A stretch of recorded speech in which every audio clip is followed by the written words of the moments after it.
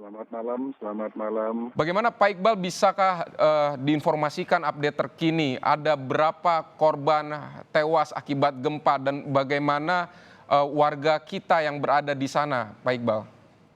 Sampai dengan sore tadi dari AFAD atau BNPB-nya Turki mengumumkan bahwa korban yang meninggal dunia sudah melampaui angka 1.500 dan kemungkinan besar angka itu akan terus bertambah karena memang proses evakuasi sangat sulit di tengah kondisi cuaca yang sangat ekstrim saat ini. 2 minggu terakhir ini kita menghadapi badai salju di mana-mana dan termasuk di daerah-daerah yang saat ini menjadi daerah tempat terjadinya bencana alam tersebut sehingga proses evakuasi akan sangat sulit.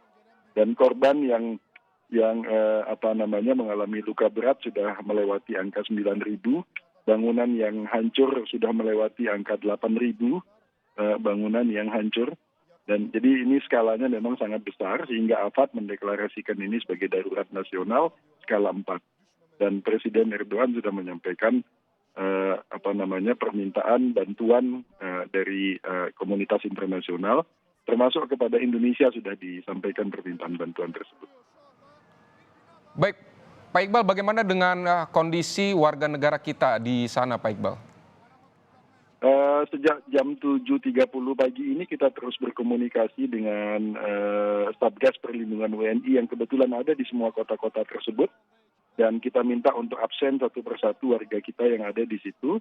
Kita mendapatkan informasi bahwa ada sekitar 35 warga kita di kota Gaziantep, misalnya yang membutuhkan evakuasi karena tempat tinggal mereka, asrama mereka hancur lalu lantak. Dan tidak mungkin untuk ditampung di tempat lain karena tempat lain juga membutuhkan tempat itu. Sehingga kemungkinan akan kita evakuasi ke Ankara. Besok pagi saya akan melakukan perjalanan dengan kendaraan darat sekitar 7 jam dari Ankara ke Gaziantep untuk melakukan evakuasi bersama tim KBRI. Dan juga selain di Gaziantep, juga di kota Kahramanmaras ada sekitar 20-25 WNI kita yang juga membutuhkan untuk kita evakuasi. Seluruhnya akan kita evakuasi ke Ankara. Barusan kita dapatkan informasi bahwa beberapa teman kita di Hatay juga tampaknya dalam situasi yang cukup sulit. Karena itu kita terus komunikasi sekarang bentuk bantuan apa yang akan kita berikan kepada mereka. Baik, Pak Iqbal, bagaimana evakuasi ini? Nanti kan rencananya akan dilakukan evakuasi. Menurut perhitungan Pak Iqbal, apa saja yang bisa jadi kendala saat ini untuk melakukan evakuasi terhadap warga negara kita yang tadi Pak Iqbal sebutkan? Dan seperti apa rencananya, Pak? Pasti yang akan jadi kendala ada dua, yaitu pertama adalah akses masuk ke daerah tersebut karena tingkat skala dari bencana ini sangat besar. Yang kedua adalah adanya gempa-gempa susulan. Kita tadi lihat bahwa jam 1 siang ini misalnya ada gempa susulan, itu skala 7,6. Kemudian jam 3 ada gempa susulan lagi 7,7. Artinya masih akan ada gempa-gempa susulan, sehingga proses evakuasi ini harus dilakukan benar-benar sangat hati-hati, karena banyak gedung-gedung tinggi, sehingga bisa mungkin berdampak terhadap tim yang melakukan evakuasi tersebut. Dan yang ketiga adalah suhu yang sangat ekstrim sekarang. Misalnya ini sekarang di Ankara sekarang ini minus 4 dan salju sangat lebat. Baik Pak Iqbal, tapi kami konfirmasi kembali, berarti tidak ada korban jiwa dari warga negara kita sampai sejauh ini informasi yang Anda dapatkan ya Pak Iqbal? Alhamdulillah tidak ada korban jiwa sejauh ini. Baik, tapi apakah sudah bisa berkomunikasi langsung apa saja yang mereka butuhkan di tempat mereka saat ini Pak Iqbal, atau seperti apa? Untuk mereka yang alhamdulillah selamat dan juga tidak luka-luka, kita harapkan mereka bisa dihandle oleh otoritas tempat, dan otoritas tempat melakukan yang terbaik untuk menghandle mereka saat ini. Karena itu kita mencoba mengidentifikasi mana teman-teman WNI yang memang perlu intervensi dari KBRI segera mungkin. Dan itulah yang kita berhasil identifikasi. ada sekitar 35 orang di Gaziantep, mahasiswa dan WNI yang tinggal di sana yang membutuhkan evakuasi karena kesulitan mencari tempat tinggal, dan sekitar 20 orang yang ada, 20 sampai 25 orang yang ada di Kahramanmaras. Yang lainnya terus kita pantau, kita terus komunikasi dengan mereka. Tapi pesan terpenting yang ingin saya sampaikan, kalau boleh Mas, ke masyarakat kita yang ada di Indonesia. Silakan Pak. Ini bencana terjadi di wilayah Turki Tenggara. Di wilayah Turki Tenggara yang dekat dengan perbatasan Suriah gitu. Dan hanya sekitar 12 provinsi yang berada di sekitar sana yang terkena dampak. Nah, sebagian besar warga kita, 80% warga kita itu tinggal di daerah sekitar Istanbul, Ankara, Sakarya, kemudian Izmir.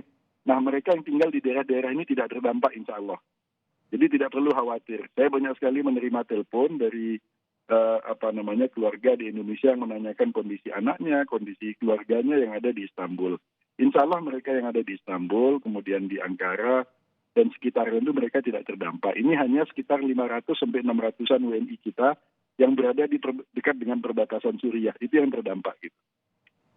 Baik, hanya beberapa daerah di Turki yang benar-benar terdampak, sehingga masyarakat di Indonesia tidak perlu terlalu khawatir begitu ya Pak? Betul. Oke, Bapak sendiri saat kejadian tadi tentu berada di Turki, Pak, bisa diceritakan situasinya seperti apa ketika gempa bumi terjadi di tempat Bapak? Saya pada saat gempa terjadi itu baru tiba tadi dini hari baru tiba di Kota Bursa.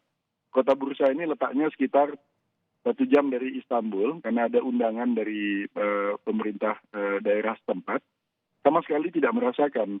Baru setelah sekitar pukul 6 saya buka internet dan nonton TV, baru tahu bahwa ada kejadian gempa ini, dan kita langsung komunikasi dengan teman-teman gitu.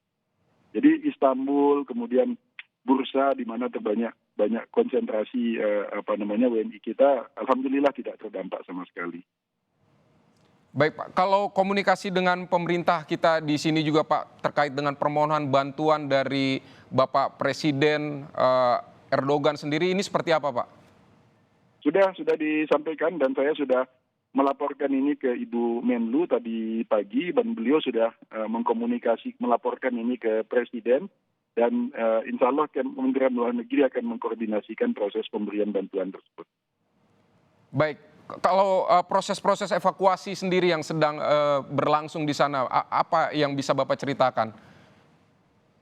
Saya belum bisa memberikan gambaran dari lapangan karena kami ini baru mengumpulkan teman-teman dan memberi briefing. Tim konsuler, tim atase pertahanan, kami baru kumpul untuk persiapan untuk persiapan keberangkatan ke Gaziantep dan mencoba mempelajari jalur mana yang akan diambil untuk masuk ke kota Gaziantep. Jadi saya belum bisa memberikan gambaran langsung dari lapangan mengenai situasinya. Mudah-mudahan besok kami bisa update teman-teman mengenai kondisi di lapangan setelah kami tiba di sana. Pak, kalau kami melihat sementara visual yang ada di layar kaca Kompas TV ini banyak sekali bangunan-bangunan gedung bertingkat gitu, bangunan-bangunan yang terlihat kokoh namun terlihat sangat rusak parah. Ini apakah memang bangunan sendirinya rentan atau memang gempa yang sangat besar begitu, Pak? Sebenarnya kalau konstruksi di Turki ini cukup bagus. Hampir semua kalau lihat, karena kita juga baru selesai membangun gedung kantor yang baru di Ankara. Jadi persyaratan untuk ketahanan gempa itu sangat tinggi. Tetapi persoalannya memang gempa yang terjadi ini luar biasa magnitude-nya gitu. Hampir 7,8 mendekati 8 bahkan di beberapa kota itu hampir 7,9 skala Richter gitu. Jadi memang magnitude dari gempanya ini luar biasa besar dan berlangsung tanpa putus 1 menit. Artinya kan panjang gempanya itu 1 menit. Jadi itu sebabnya kenapa banyak bangunan-bangunan yang hancur. Khusus untuk Gaziantep ini kota tua di mana banyak bangunan-bangunan bersejarah yang sengaja dipertahankan memang, yang tidak boleh dirubah gitu. Dan saya lihat di TV banyak yang hancur itu adalah bangunan-bangunan bersejarah itu yang banyak mengalami kehancuran gitu. Baik Pak Iqbal, kalau warga negara kita yang mungkin merasa khawatir dengan keberadaan kerabatnya di sana, ini bisa mengupdate informasi dari kedutaan ini bisa seperti apa Pak caranya Pak? Kita sudah menyediakan hotline. Kita sudah menyediakan hotline. Hotline itu 24 jam. Bahkan sebelum bencana ini kita sudah punya hotline. Jadi silakan warga negara Indonesia, khususnya mereka yang tinggal di Turki, untuk langsung bisa berkomunikasi dengan hotline tersebut. Kita juga hari ini sudah launching link khusus untuk permintaan bantuan. Jadi kita sudah launching dan kita sudah sebarkan di media-media di Indonesia sebagai informasinya. Ini berarti tadi sudah ada yang menghubungi nomor ini untuk menanyakan kerabat mereka ya Pak ya? Sudah sering, sudah beberapa banyak tadi teman-teman yang menerima kontak dari Indonesia yang menanyakan. Tetapi supaya kami juga, karena tim di KBRI juga tidak terlalu banyak gitu, supaya kami bisa fokus mengurusi WNI yang ada di sini, kami mohon kalau memang tidak perlu tidak usah gitu. Makanya kami sampaikan tadi informasi bahwa bagi mereka yang tinggalnya di Ankara, di Bursa, di Istanbul, insya Allah mereka dalam kondisi baik-baik. Artinya mereka tidak terkena dampak oleh bencana ini. Ini hanya mereka yang sekitar 500-600 orang yang ada di dekat dengan perbatasan Suriah. Gitu. Baik Pak, kami konfirmasi lagi Pak. Tadi Bapak menyebutkan tidak ada korban jiwa, tetapi kondisi terakhir seperti apa Pak para WNI kita ini? Apakah ada luka atau seperti apa Pak? Iya, tadi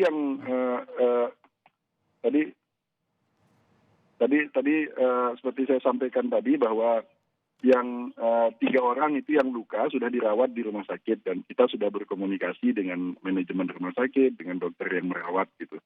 Dan kemudian ada sekitar 50-an orang yang memang perlu dilakukan evakuasi itu di kota Gaziantep dan di Kahramanmaras. Kita masih komunikasi dengan yang lainnya, apa yang dibutuhkan gitu, bantuan apa yang dibutuhkan dari KBRI. Barusan kami dapat informasi di Hatay ada sekitar 20 spa terapis yang sepertinya butuh intervensi dari KBRI, tapi sekarang kami sedang komunikasi untuk memastikan apa bentuk bantuan yang kita berikan kepada mereka.